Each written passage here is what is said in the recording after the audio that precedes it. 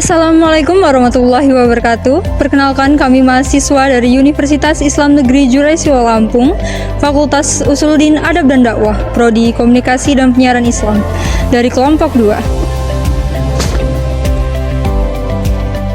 Video ini dibuat untuk menyelesaikan salah satu tugas dalam mata kuliah Komunikasi Sosial, Budaya, dan Agama dengan dosen pengampu Bapak Dr. Aliandi Alumbu, SHS MKI. Kami dari kelompok 2 yang terdiri dari 6 anggota kelompok yang masing-masing bekerja sama dalam memenuhi tugas materi riset perkembangan teknologi, komunikasi, dan informasi.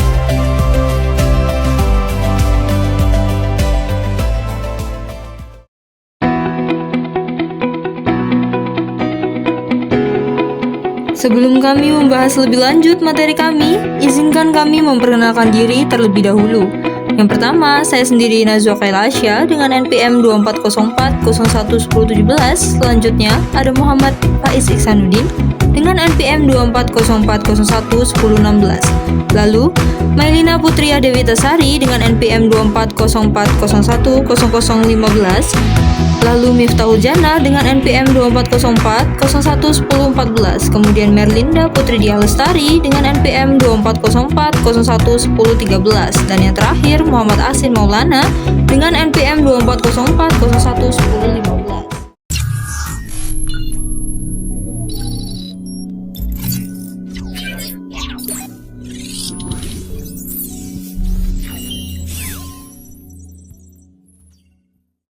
Riset Perkembangan Teknologi Komunikasi dan Informasi. Riset Perkembangan Teknologi Komunikasi dan Informasi atau TIK mengkaji evaluasi teknologi digital serta dampaknya terhadap pada komunikasi dan kehidupan masyarakat.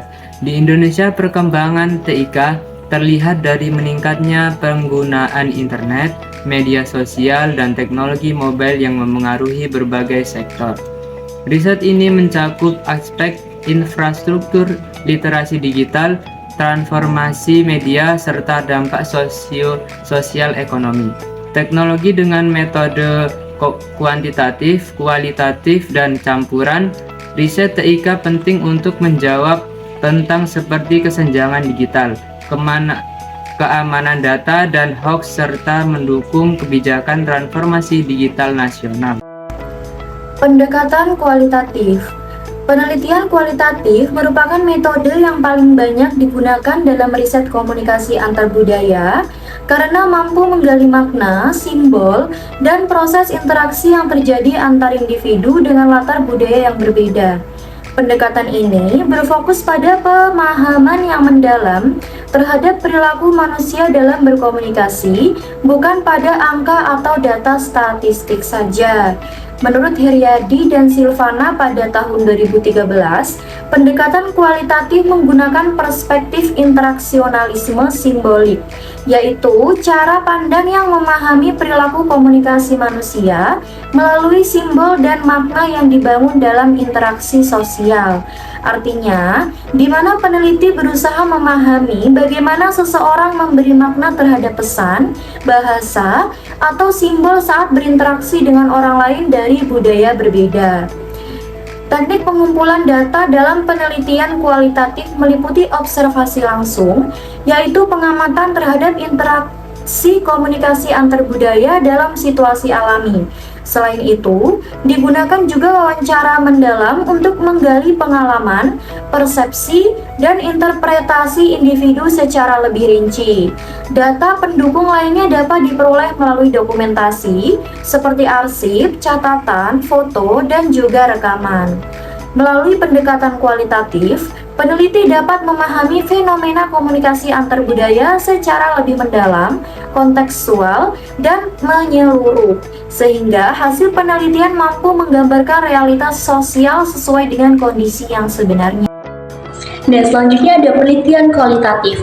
Jadi, penelitian kualitatif merupakan metode yang paling dominan dalam riset komunikasi antar budaya karena mampu menggali makna, simbol, dan proses interaksi yang terjadi. Jadi, antar individu dari latar belakang budaya yang berbeda. Nah, pendekatan ini menggunakan perspektif interaksionalisme simbolik untuk memahami perilaku komunikasi manusia melalui simbol dan makna yang dibangun dalam interaksi sosial. Adapun teknik pengumpulan data yaitu meliputi observasi langsung terhadap interaksi komunikasi antar budaya dalam konteks yang dialami. Ada wawancara mendalam untuk menggali pengalaman, persepsi, dan interpretasi individu, serta telaah dokumentasi seperti arsip, lalu catatan, foto, dan rekaman. Melalui metode ini, peneliti dapat memahami fenomena komunikasi antar budaya secara lebih mendalam dan juga kontekstual. Baik, di sini saya akan menjelaskan tentang pendekatan campuran dalam komunikasi sosial budaya dan agama. Pendekatan campuran adalah metode penelitian yang menggabungkan dua data, yaitu kualitatif dan kuantitatif untuk memahami cara manusia berkomunikasi berdasarkan nilai sosial, nilai budaya, dan kepercayaan agama. Menurut Creswell 2014, pendekatan ini mengintegrasikan data numerik dengan data naratif agar fenomena komunikasi lintas budaya dapat dipahami secara lebih holistik. Metode kualitatif digunakan untuk menggali makna, nilai, dan pengalaman keagamaan atau budaya, sedangkan metode kuantitatif dipakai untuk melihat pola, kecenderungan, dan pengaruhnya secara statistik. Dengan menggabungkan keduanya, peneliti dapat memperoleh pemahaman yang lebih utuh, mendalam, dan objektif terhadap fenomena. Kemudian poin yang selanjutnya ada analisis kritis terhadap riset komunikasi antar budaya.